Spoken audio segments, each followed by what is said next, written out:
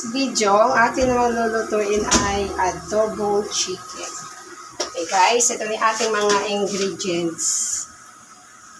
Nilagyan ko siya ng maglalagay ako ng luya, konti lang para pagtanggal ng dansa. Tapos ito na yung chicken natin. Start na tayo mag-isa-gisa.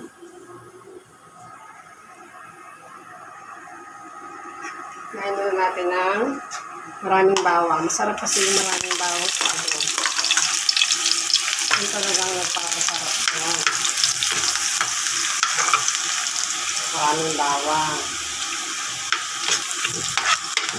Ano ko kasi, makakakain na siya ngayon. Medyo meron na raw siyang panlasa.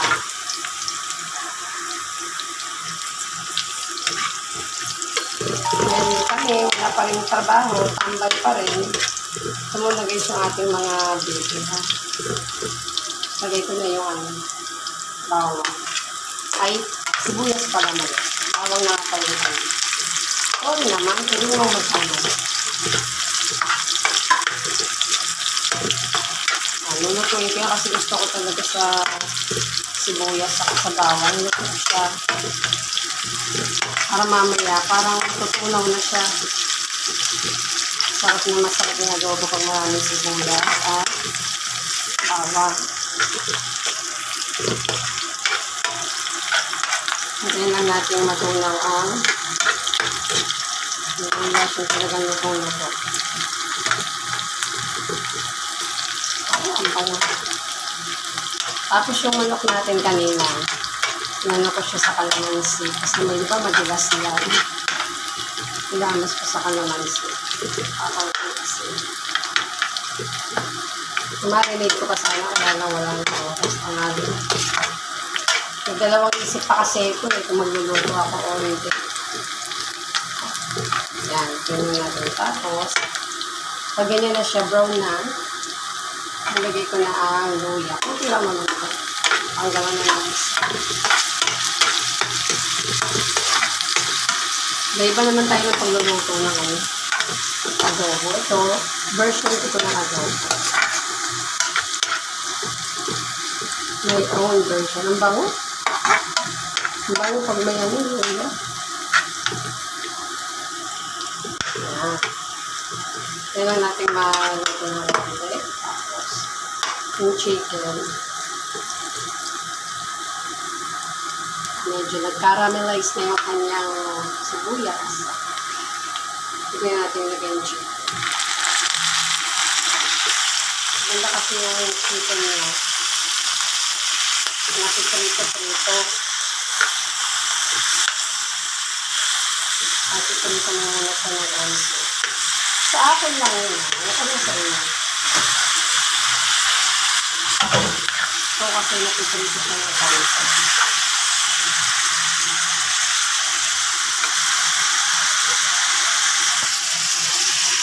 Bango. Dito lang natin ang konti. At parang medyo brown na siya. Ayan o. Pag nag-brown na siya. Lalagyan yung toyo.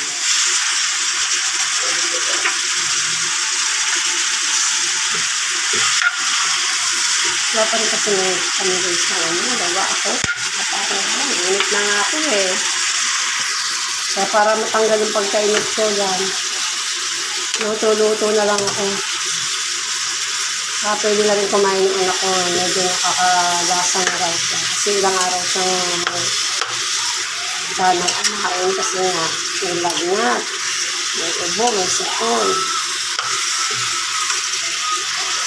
Kaya muna natin medyo mag-brown siya.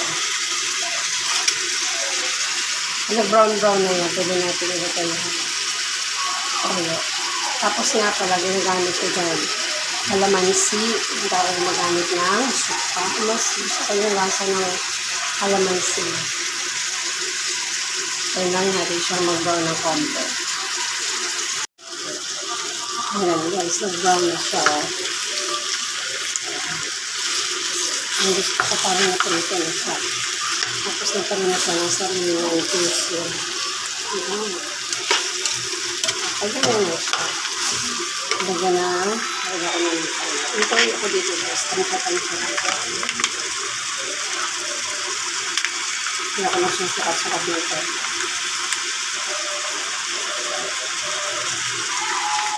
Tansya-tansya lang talaga.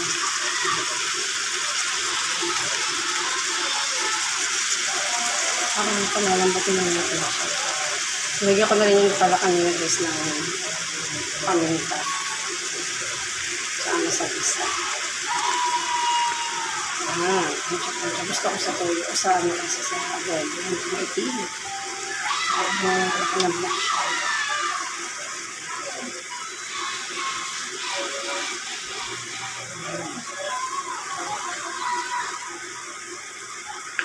Natin ang konting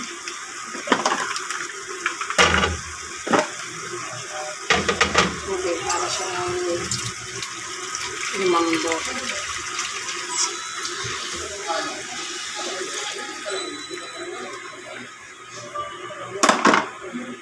Tapos pag nag-reduce yung sabaw niya, ano yung malambot na yun. Malambot na bago. Patutuyuin ko yan siya. Lagyan ko na rin siya ng laurel. Maraming laurel.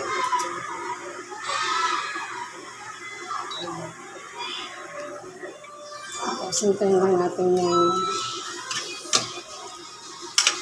makulo, tapos tumuyo. Matuyo siya. Sarap kasi pagka adobo hindi masyado. At gusto ko hindi masyado magsabaw. Pero iba naman gusto nila sa adobo. Masarap.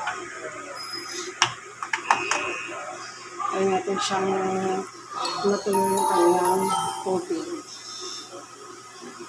Bago ko ilagay na yan. Lagay ko ng patatas. Naprito ko na kanina yung patatas. Lagay ko na naman eh. Pag malambot na yun.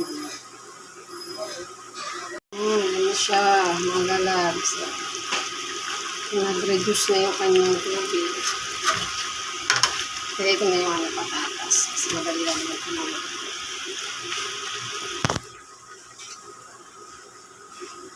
Para pag medyo nagtutuyo siya ng konti, mawawala na ano siya. Nalambot na rin.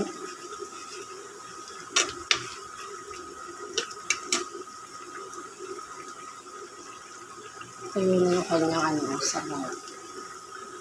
Kukulungan ko pa kasi gusto ko maano yung sabaw niya. Malapot siya. Tumapit ang laurel sa sabaw.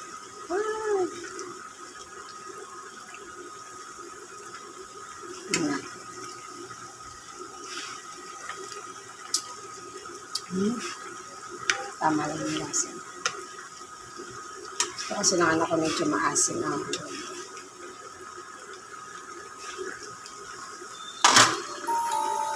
Tingnan na natin siyang medyo matuloy ng konti.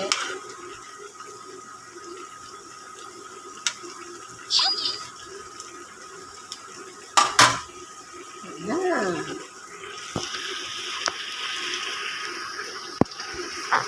Ang aming pananghalian. Adobong manok. Na, mga lalabs. So, lakot na yung ating sabaw. Yun yung gusto kong sabaw. Luto na ang ating adobo. Diba? Ano? Dapat na yung sabaw na. Yan ang gusto kong sabaw. Tapos malambot na malambot yung kanyang chicken. Luto ng ating adobo. Ano pang hinihintay? Kainan na tayo.